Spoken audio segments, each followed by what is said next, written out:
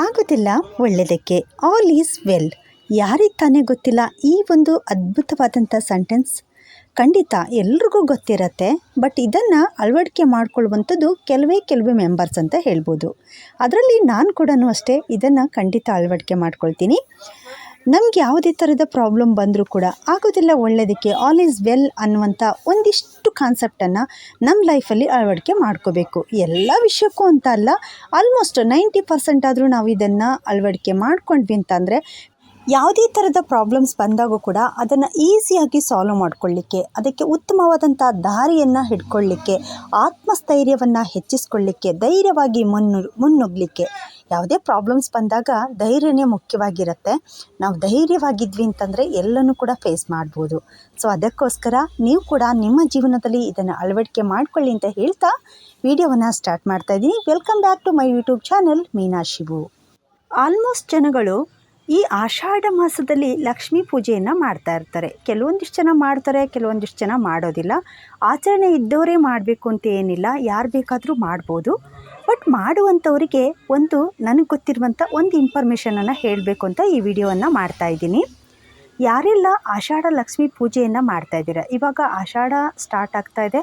ಇದೇ 15ನೇ ತಾರೀಕಿನಿಂದ ಅಂದರೆ ಜುಲೈ 15ನೇ ತಾರೀಕಿಂದ ಆಷಾಢ ಸ್ಟಾರ್ಟ್ ಆಗ್ತಾಯಿದೆ. ಆ ಸಮಯದಲ್ಲಿ ಈ ಆಷಾಢ ಮಾಸದಲ್ಲಿ ನಮಗೆ 4 ಶುಕ್ರವಾರ ಸಿಗ್ತಾ ಇದೆ. ಆಷಾಢ ಲಕ್ಷ್ಮೀ ಪೂಜೆಯನ್ನು ಮಾಡಲಿಕ್ಕೆ ಲಕ್ಷ್ಮಿಯನ್ನು ಕೂರಿಸ್ಬಿಟ್ಟು ನಮ್ಮ ಇಷ್ಟ ಮನಸ್ಸಿಚ್ಚೆ ನಮ್ಗೆ ಯಾವ ರೀತಿ ಬೇಕೋ ಆ ರೀತಿಯಾದಂಥ ಪೂಜೆಯನ್ನು ಅರ್ಪಿಸಿ ಲಕ್ಷ್ಮೀ ದೇವಿಗೆ ತೃಪ್ತಿಯನ್ನು ಪಡಿಸಿದರೆ ಖಂಡಿತ ನಮ್ಮ ಇಷ್ಟಾರ್ಥಗಳೆಲ್ಲವೂ ಕೂಡ ನೆರವೇರುತ್ತೆ ಅಂತ. ಸೊ ಆ ಥರ ಮಾಡೋದಕ್ಕಿಂತ ಮುಂಚೆ, ಇವಾಗ ಆಷಾಢ ಸ್ಟಾರ್ಟ್ ಆಗೋಕ್ಕಿಂತ ಮುಂಚೆ ನಾವೇನು ಮಾಡಬೇಕು ಅಂತಂದರೆ, ನಾವು ಯಾವುದೇ ಪೂಜೆಯನ್ನು ಮಾಡಿದರೂ ಕೂಡ ಮನೆ ದೇವರಿಗೆ ಪೂಜೆಯನ್ನು ಸಲ್ಲಿಸಲಿಲ್ಲ ಅಂತಂದರೆ ಅದು ಯಾವುದೂ ಕೂಡ ಫಲ ಕೊಡಲ್ಲ ಅನ್ನುವಂಥದ್ದು. ಹಾಗಾಗಿ ನಿಮ್ಮ ಮನೆ ದೇವರು ಯಾವುದಿರುತ್ತೋ ಆ ದೇವರಿಗೆ ಈ ಒಂದು ಆಷಾಢ ಸ್ಟಾರ್ಟ್ ಆಗೋಕ್ಕಿಂತ ಮುಂಚೆನೇ ನೀವು ವಿಸಿಟ್ ಮಾಡಬೇಕಾಗತ್ತೆ.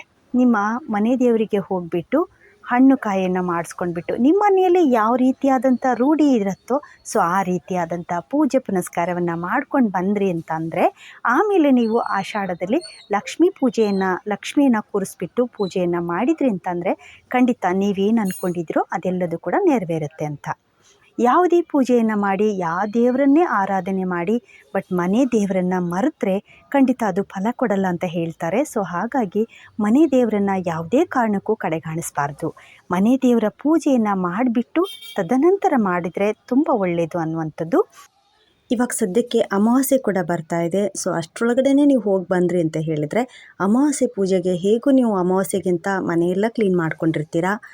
ಅದರ ಮೇಲೇ ಅಮಾವಾಸ್ಯೆ ಆಗಿ 1-2-3 ದಿನಕ್ಕೆ ನಿಮ್ಗೆ ಶುಕ್ರವಾರ ಸಿಗುತ್ತೆ. ಅಂದರೆ 17ನೇ ತಾರೀಕಿಗೆ ಮೊದಲನೇ ಶುಕ್ರವಾರ, ಆಷಾಢ ಶುಕ್ರವಾರ ಸಿಗತ್ತೆ.